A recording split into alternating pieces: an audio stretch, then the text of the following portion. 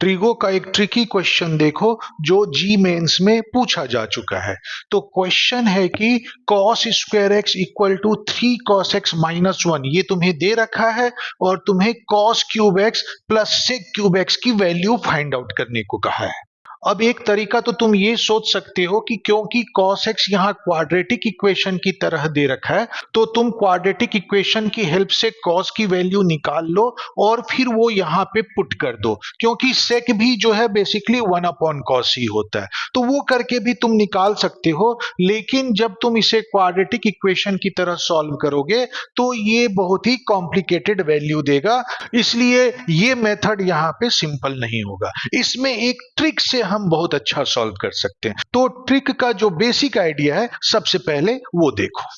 अब ये जो गिवन एक्सप्रेशन है वो cos x का whole cube plus sec x का होल क्यूब है, तो ये a cube plus b cube के फॉर्म में है और इसमें अगर उसका फॉर्मूला लगा दें जो कि होता है a प्लस b का whole cube minus 3ab into bracket में a प्लस b, तो देखो ये क्या हो जाएगा। तो ये हो जाएगा cos x plus sec x का whole cube minus 3 cos x into sec x into bracket में cos x plus sec x, और क्योंकि sec x 1 upon cos x होता है तो ये बेसिकली एलिमिनेट हो जाएगा।